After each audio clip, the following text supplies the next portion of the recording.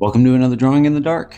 My name is Levi Smith. I draw and tattoo for a living, and today we're going to keep getting darker and weirder. As with my last two videos, I wanted to do something more freeform and in line with the kind of stuff that I drew when I was younger, particularly in high school. I drew a lot of weird stuff in high school, and more specifically, I drew a lot of disturbing monsters and mutilation, immolation, trepidation.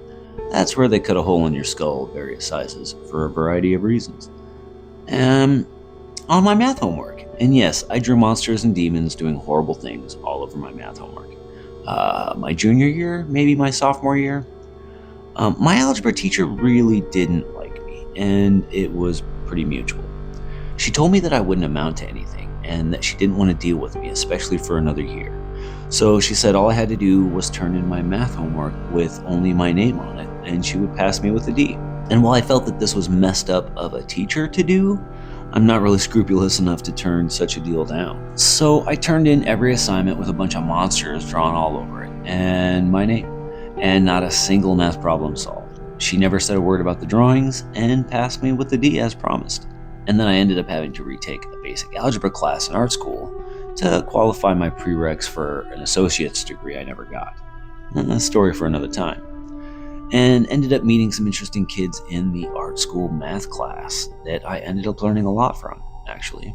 And as an art therapy type of coping mechanism, drawing weird stuff can be quite helpful, actually. As you can see so far, I've gotten a good amount of the concept worked out here with this guy. Once I knew I wanted to draw a monster, everything else just kind of falls together. At least in my head it does.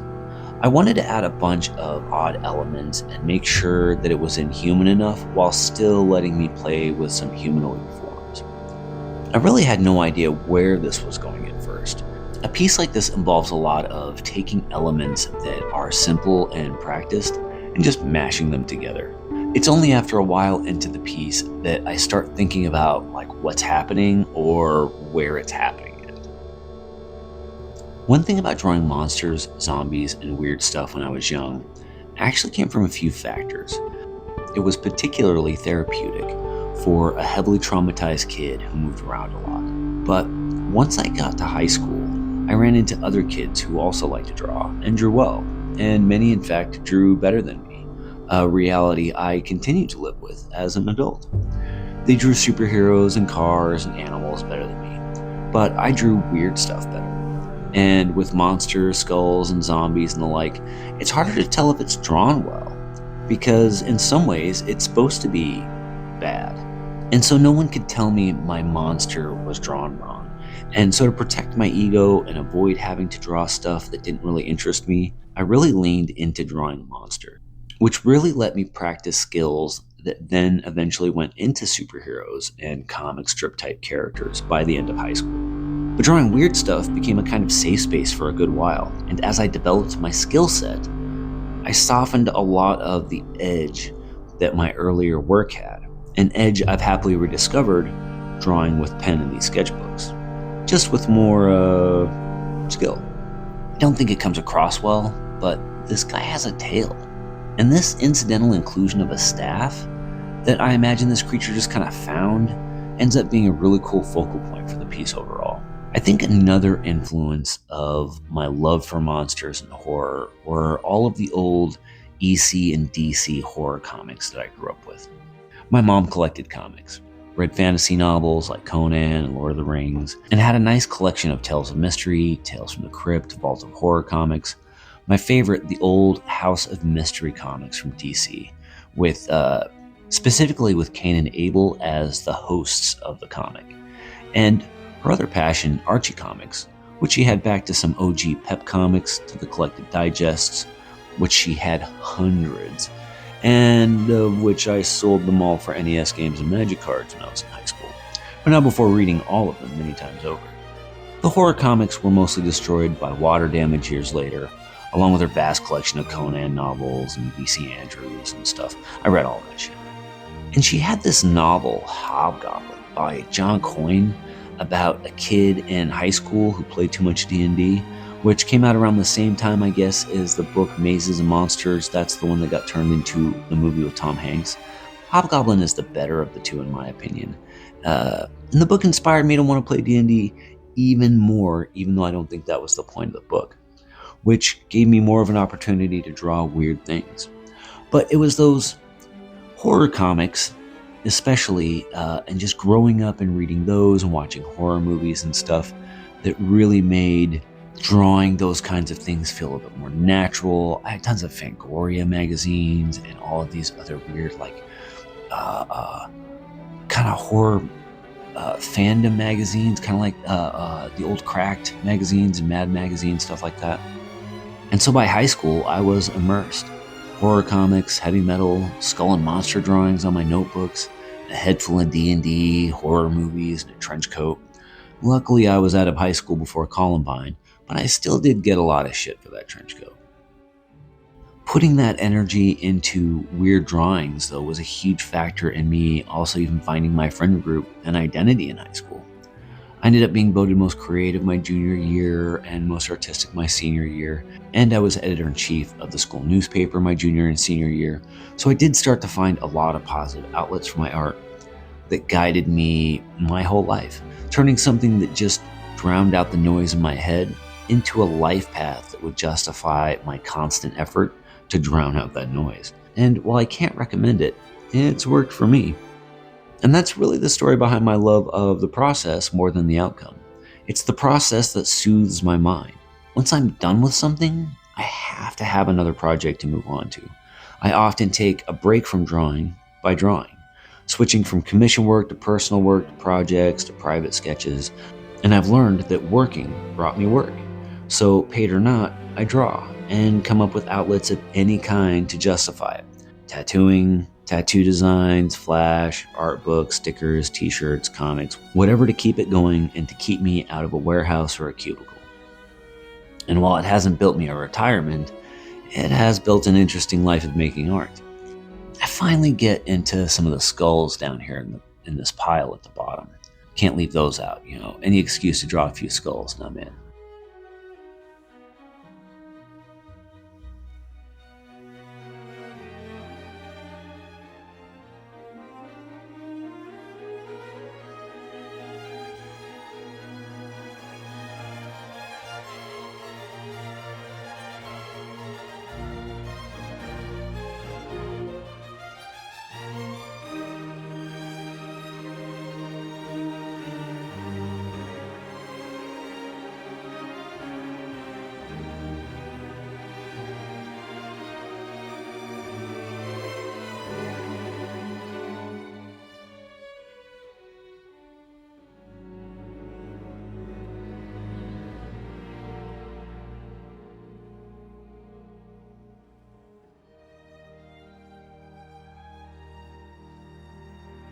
At this point, I've decided that the staff is going to be the light source, giving me that key element to help ground the drawing and give it a dramatic effect.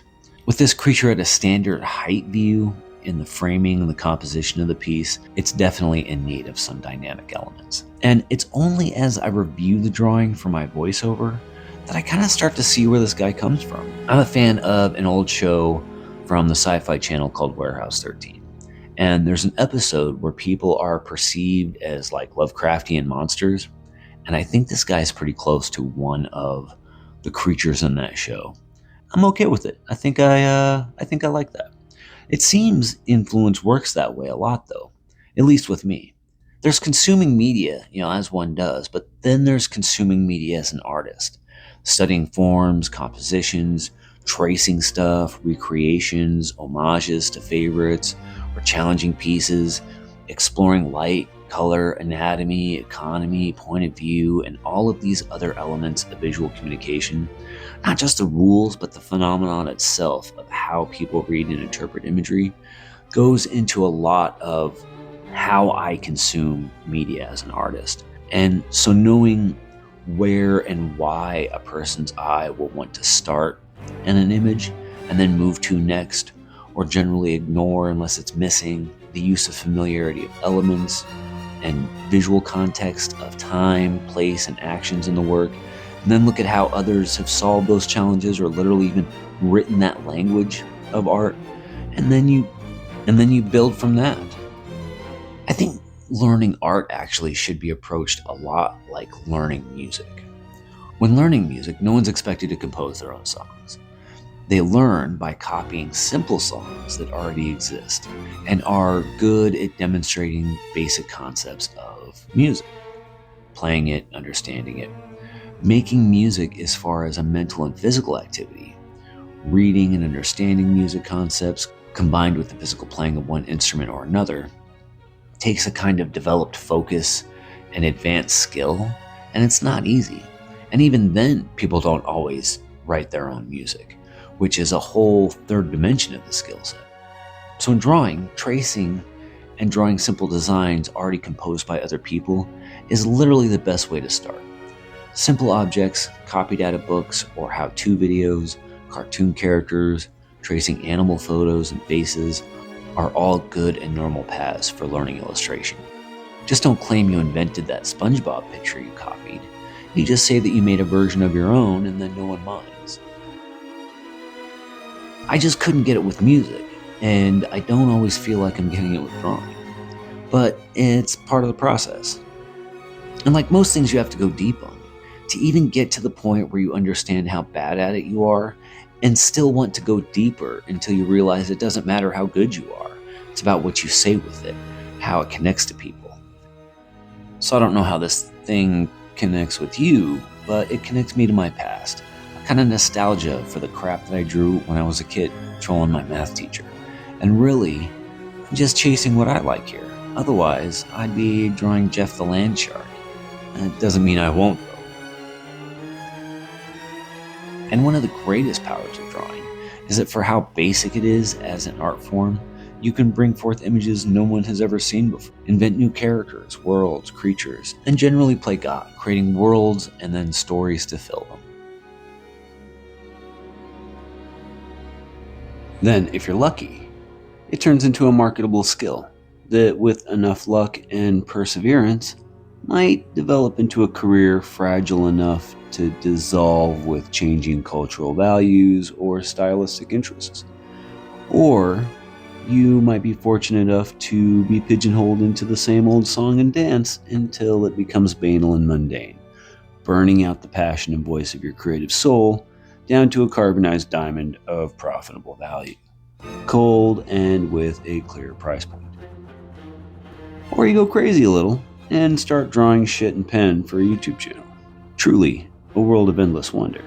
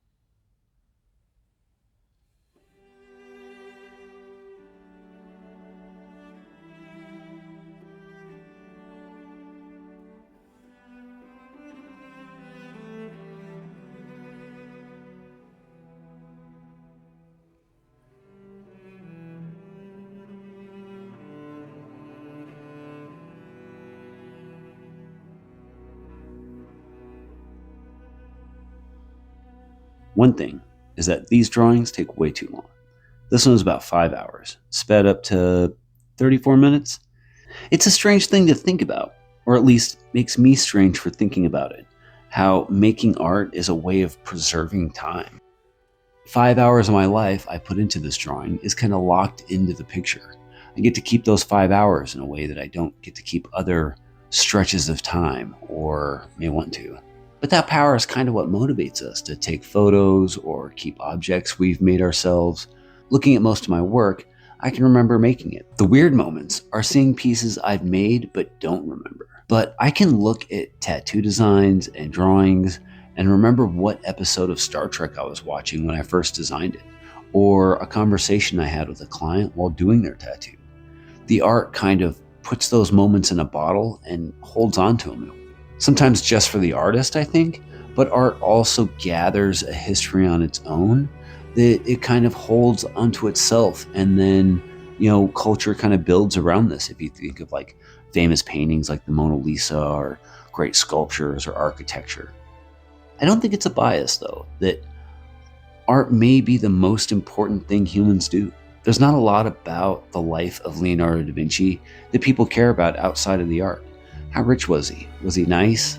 What was his favorite song? Food? Place? Much of that can be known, but really it's about his drawings, paintings, inventions that we remember him for.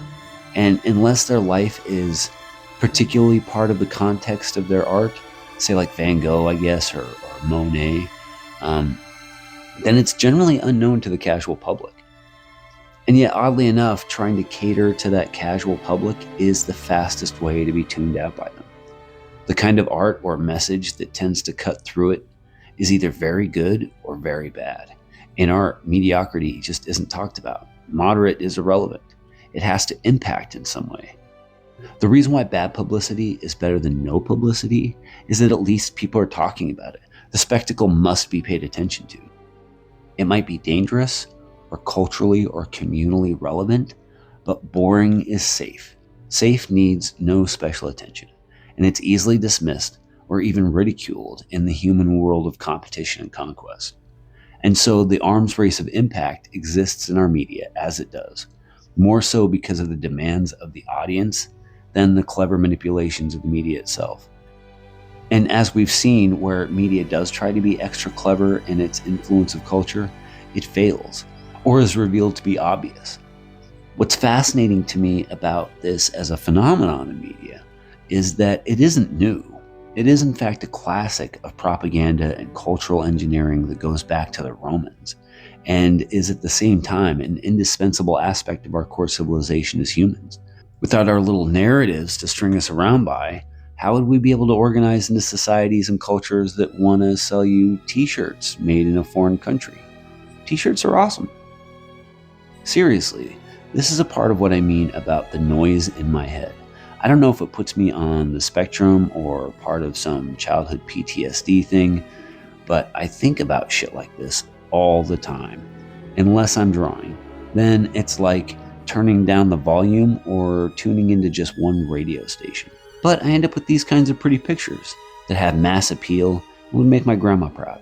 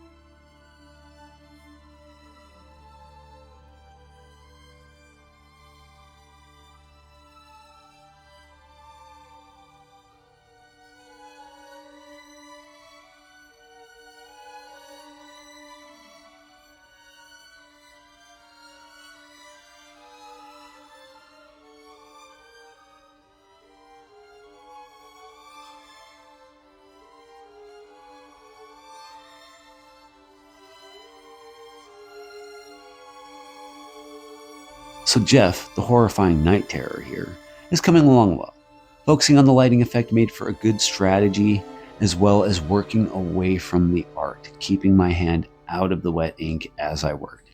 That helps with the process, as I didn't have to stop as often to let areas dry.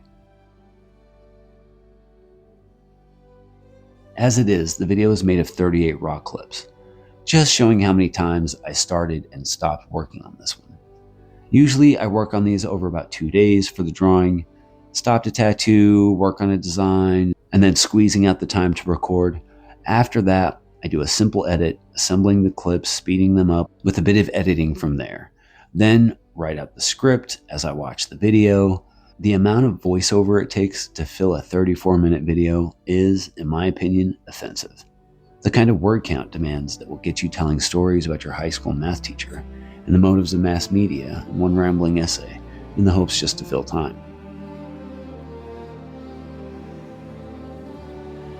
If it wasn't for the guy building a 1/24th scale Enterprise spaceship or a jaded Magic the Gathering fanboy in his spare bedroom, I wouldn't believe these videos were worthwhile. But I watch the shit out of those guys, and they have very respectable following. So if they and the lawnmowers can do it, maybe so can I. So I'm just not sure if I need to talk so much, but at the same time, I want to. Having an outlet like this is fun, diverting, as it were.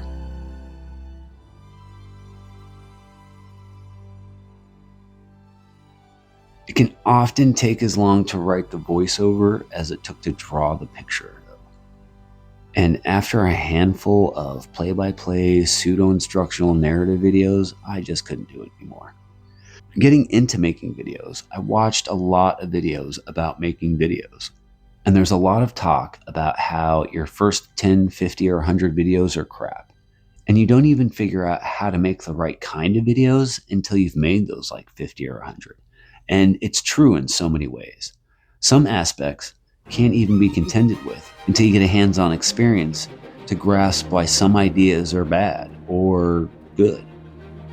Or just getting comfortable doing it in general, building up enough experience to even know what habits or processes to develop, to realize how much time it actually takes. It's only then that concepts of efficient or deliberate even come into focus. It takes way more than one rodeo to get how they work, and tons more to be able to run one. So on this journey, I've gained a lot of respect for other people making videos on YouTube. Shit is not easy. And why a lot of YouTubers rely on an editor you'll never see. We don't have that luxury around here, and so the effort leads me to mention the struggle of it, at least every third video. As it is now, with my workload, one of these videos takes me about 2 weeks to put together. I could do one a week if I wasn't doing much else. Probably one every 4 days if it's all I did, at least at the level of skill that I have now. Each time I make one though, I learn a bit more about the process, make fewer mistakes, or at least get a little faster with one part or another. Sometimes I just learn how to make those mistakes faster. And compared to the first videos I made, they have gotten better, I think.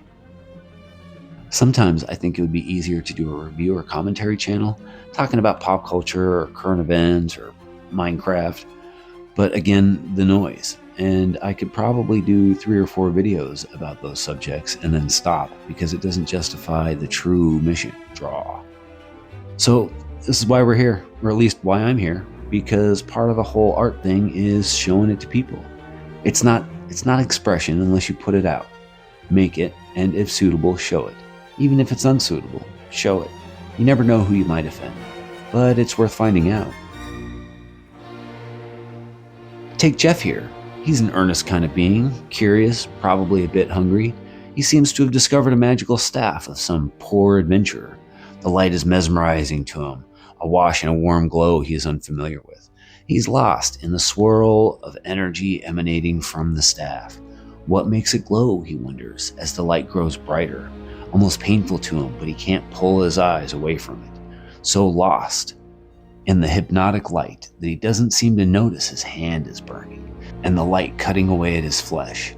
But he does notice, unable to let the staff go, the pain coursing through his arm and into his body, paralyzing him in a terrifying and agonizing state as the staff purifies the ancient cosmic evil that courses through every cell of his being, unable to overcome the last will of a desperate, unnamed adventurer, long gone and forgotten, except for their final act of imbuing the light of unwavering hope into their staff, the Star Magi, now reverberating with the cosmic evil of Jeff, completing the life circuit long dormant in the staff.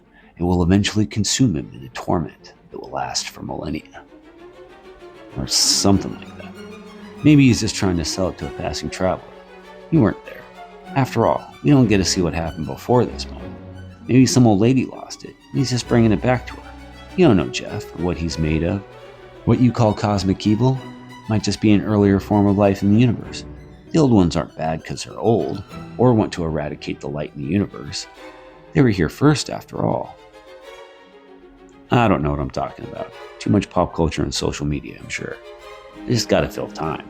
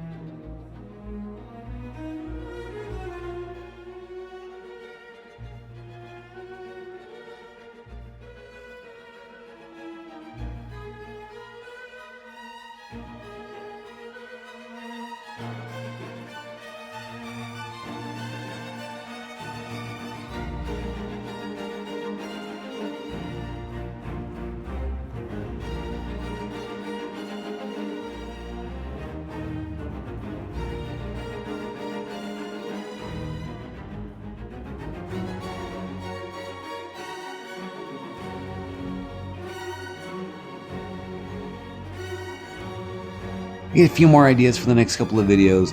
Not totally sure until I set down to draw it though. I do wonder how long it will take to fill a sketchbook like this. I'm drawing pieces here for the Patreon page. Kenny and I are gearing up to do a comic book project that, when ready, will also take over the drawing videos, as I'll be drawing the pages here on the channel as we document our process. It's going to be fun, but a damn lot of work. In between these videos, I'm working on the tattoos, tattoo designs, and some flash art I'll be showing off in a bit.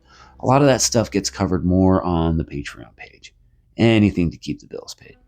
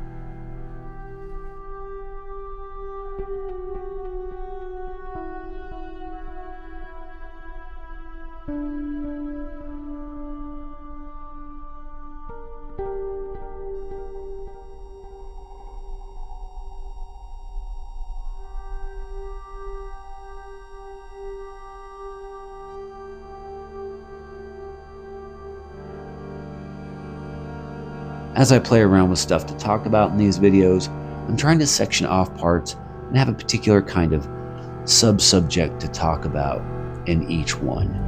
More towards the end here, when no one's watching anymore anyway, I can venture off to other subjects.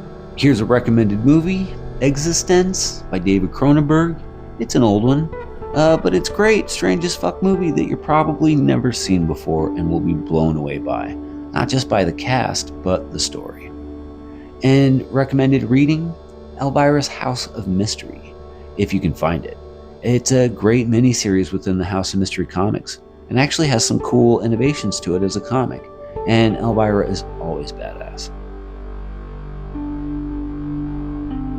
And if you made it this far, thanks for watching. That view time counts for a lot. Don't forget to give the video a like and a subscribe if you want to see more of this weird stuff. I think I'll be getting further into it, although I don't know what else I'm going to be able to talk about after everything I've said here today. Got a bunch of links to stuff in the description, the usual social media and merch links, which are a great way to support the channel, the previously mentioned Patreon page, and you can get a print of Jeff here or any of the other drawing in the dark pieces, but you'll have to ask. I think that's about all I've got here for this one. Hopefully it was good for you. It certainly was for me. I finished it. See you back here next time.